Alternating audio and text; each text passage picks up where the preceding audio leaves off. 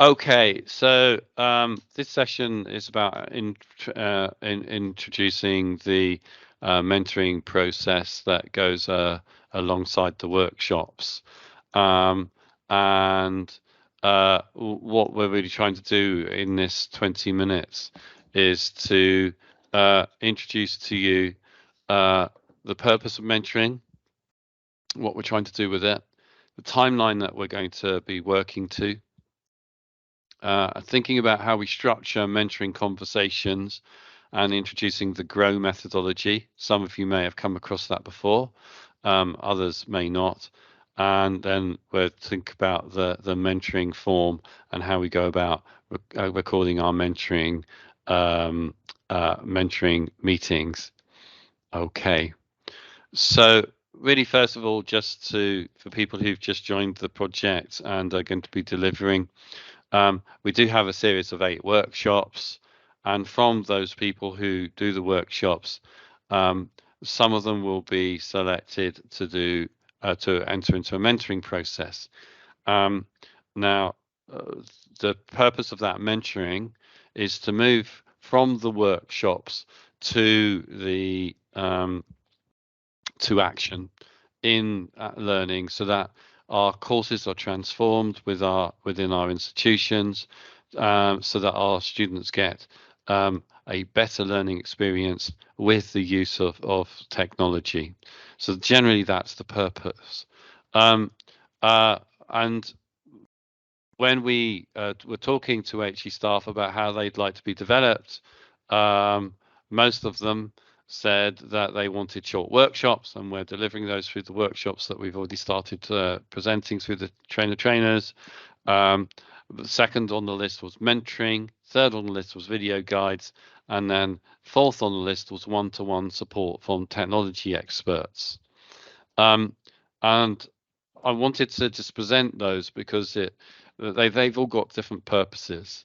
I think the short workshops are there to introduce the concepts to people, to get them to start thinking and debating with others collaboratively about how they can use them. So triggering ideas and really inspiring people to action.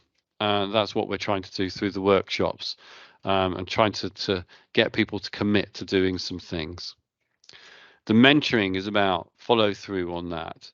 And one of the things I think we know from our own experiences, but also talking to higher education staff, is that we often need to be held to account.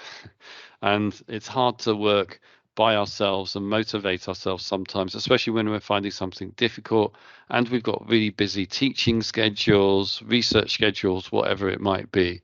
So the mentoring gives us a way of providing an ongoing structure to support people to make real change in the teaching and learning. The video guides are good because they're there, and we can have them whenever we want them. They're on continuous supply. So our workshops will only run when we schedule them to run. Our mentoring will happen maybe in a more flexible way for the mentees and mentors, but it's still a diary slot. And then we've got the video guides would be available 24 hours, 7 days a week. And we know that often if we're doing this sort of development work, if we really get into it, it might be 2 o'clock in the morning when we finish. And the video guides give us a reminder, a way of going back and looking at things when others are not available to help us. The final one's quite important, the one-to-one support from technology experts. And what people were telling us was, when it comes to using a piece of software or a new online environment or those sorts of things, it's not it's not beyond our capabilities to work out a lot of the time what we want to do. But there's those times when we hit roadblocks and we don't know what to do with the piece of technology and we can't get it to work, and we'll get very frustrated. Now, often those are the times that we walk away from developing our technology and stop moving forward, and we lose interest. And so the support of one-to-one support from technology experts is really important in unblocking those blockages, whatever it might be. And so it's important that we have that there in the background as well.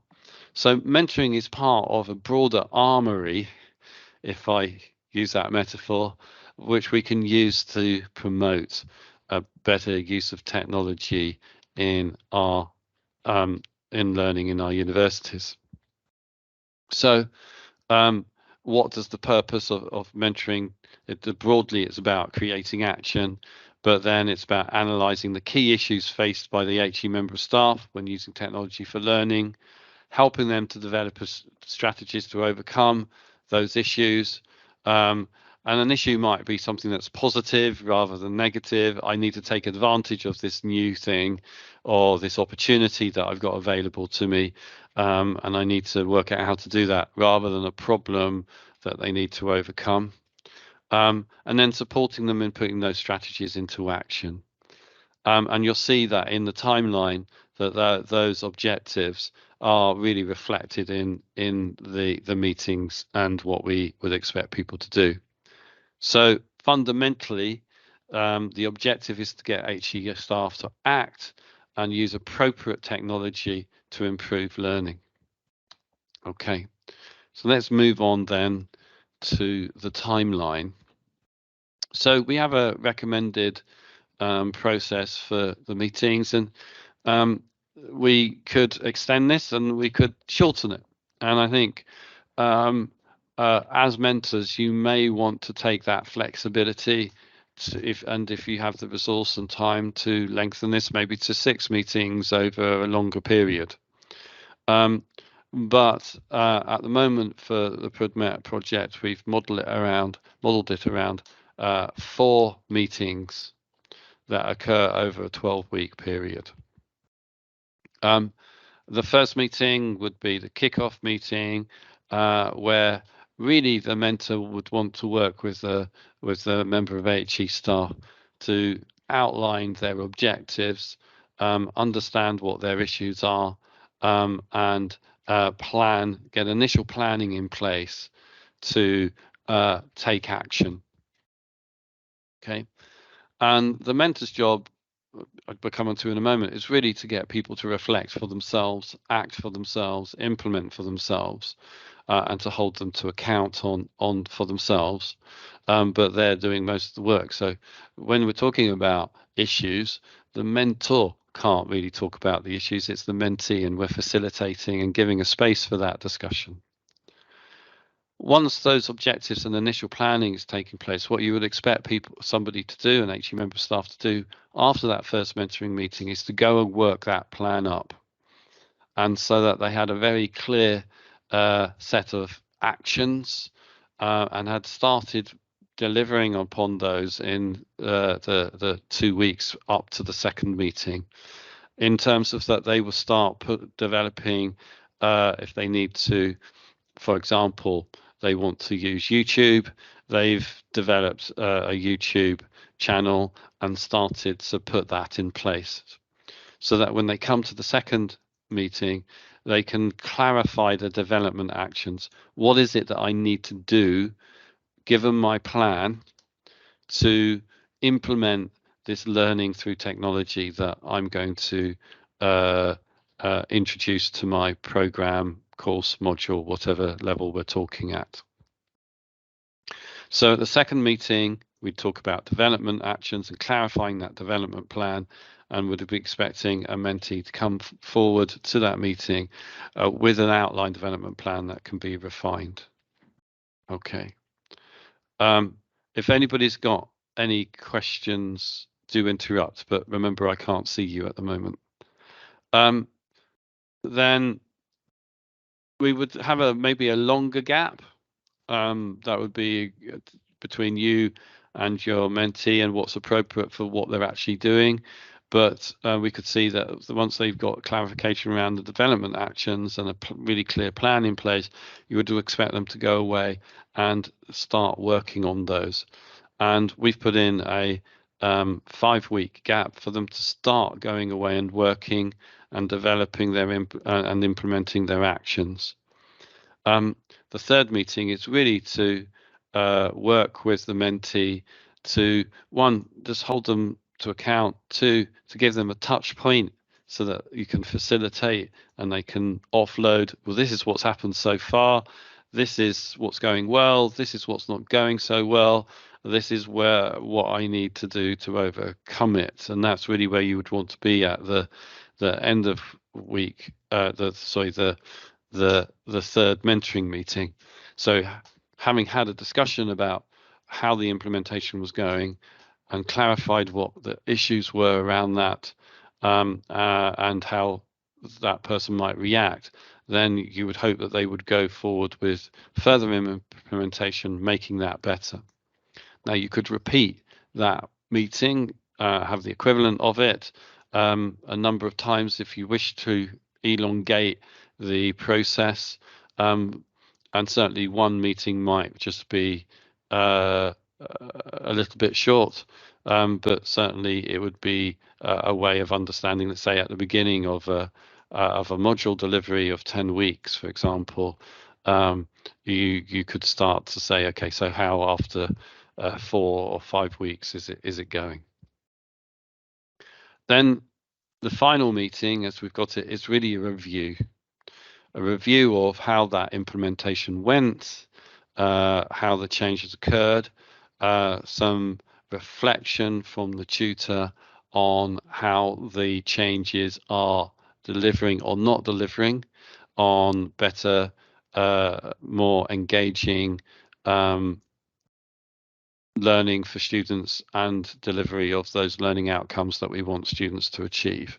So it's very much about the focusing there on that end point. Well, that slide's quite formatted as I expected it to be. So what do we need to think about when we're setting meetings as a mentor? I think there's some flexibility around that timeline. First of all, you need to think about your time as a mentor. We've in effect put in 4 30 to 40-minute meetings there. I think you could get a good mentoring meeting done in 30 to 40 minutes. You may decide that in your institutions that you want to spend longer. That would be up to you. But certainly, what time do you have as a mentor will influence the way you construct that process. The second and important thing is what time, given the project that the AHE staff member is engaging in, do you need between the different meetings? Where you are in the academic cycle in terms of where modules start and those sorts of things, and the specific nature of what it is that person's dealing with might lead you to construct your meetings so that they're not as frequent in terms of the timings. There might be longer time between them, or they might be closer together depending on the objectives and how achievable they are in a short amount of time. And that's really the speed that the mentee can work at. Some people will work differently to others, quicker than others. Some will have better technology skills. So I think you need to take all of these things into consideration when you're setting your timeline for a particular mentee. Okay. So that's about the objectives we've talked about so far. We've talked about the timeline and how we might structure that to fit with a particular project that our mentee is dealing with, engaged in. And so then let's just think about how we might have those conversations. So first of all, let's just remember that mentoring is about facilitating the mentee to make their own decisions. We're not there to coach them. We're not there to direct them. We're there to help them answer their own questions and give them some facilitated space, if I use that term, to enable them to go forward.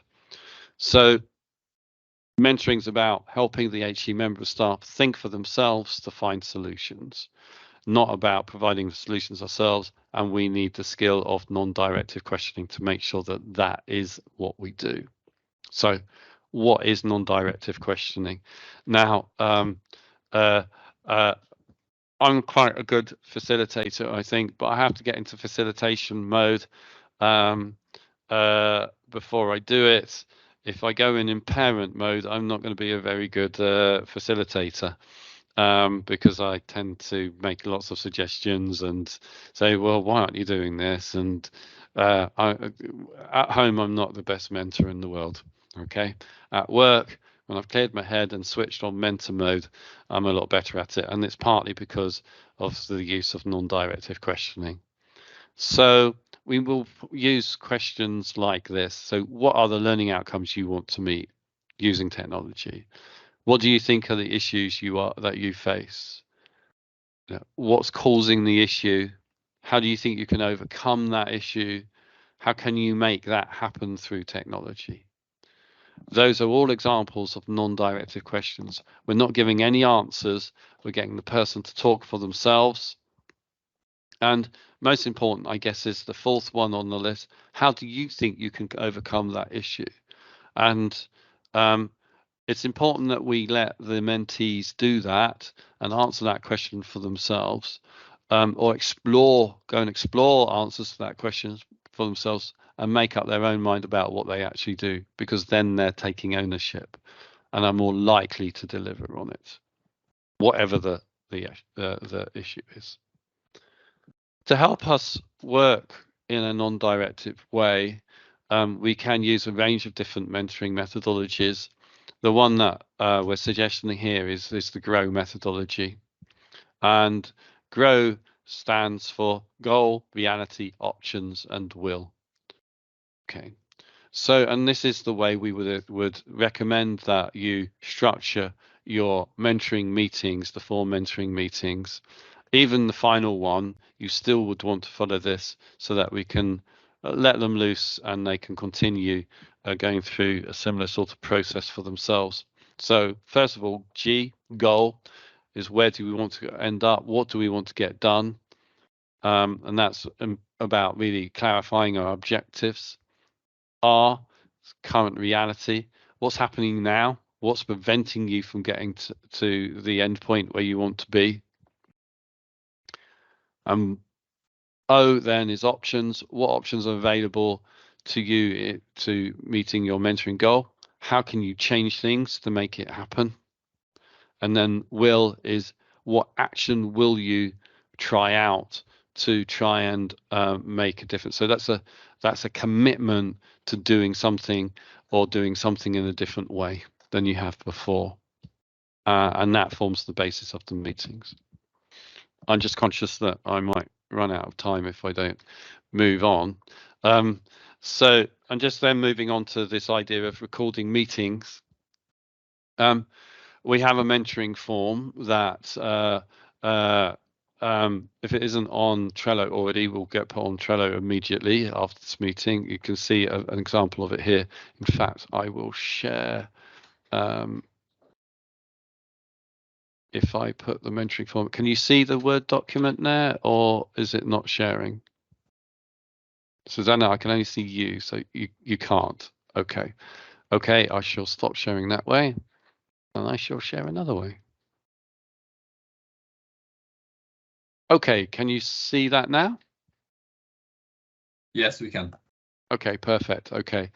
So this is the PRUDMET mentoring record form. It's really basic. It's very deliberately one side of A4. Because that's really all you would want to be taking as notes. And I always get the mentee to make these notes. I don't think the mentor necessarily wants them to take them. You might do in the first meeting. Having said that, I tend to do them for the first meeting because I just want to let the person talk and guide and facilitate the discussion through these different stages. Of course, in the first meeting, you won't have progress from the last meeting, but it's really important for a bit of a recap there. Goals, what goals have they got? Let's clarify those, and those might change over time, and they might develop and become different. The current reality, that will almost inevitably shift. I've tried this, that worked, these other things didn't work. So the project moves on. The opportunities, they will change depending what you're talking specifically about in each meeting. And then and that's the important bit, I think, from our point of view, is what actions will they take and commit to. And this gives you a way of making sure that you're helping themselves to hold themselves to account. Yeah. And the wills are what we would come back and expect them to give us a progress report on at the following meeting. So that's just a very simple mentoring record form that follows the GROW methodology that we would use in questioning. And just there's no reason to keep too many notes. I'd probably see 3 or 4 bullet points in each of these after a mentoring meeting. And remember, your mentoring meetings shouldn't really be too long. I think you can have a good mentoring meeting once, especially when somebody's practiced in 25 minutes. Often you would want to take longer. If you wanted to be a bit more relaxed about it, a meeting of 40 minutes to 45 minutes covering these 5 different areas would be perfectly adequate. You don't need longer than that for a mentoring meeting.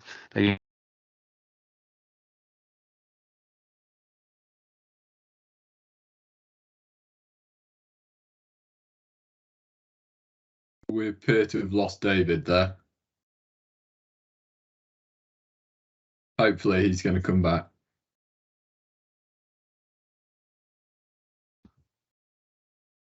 David, we lost you for a moment there. You're back. You just got to the point of saying you don't need longer than 45 minutes for a meeting. I was here. I was always here. Okay.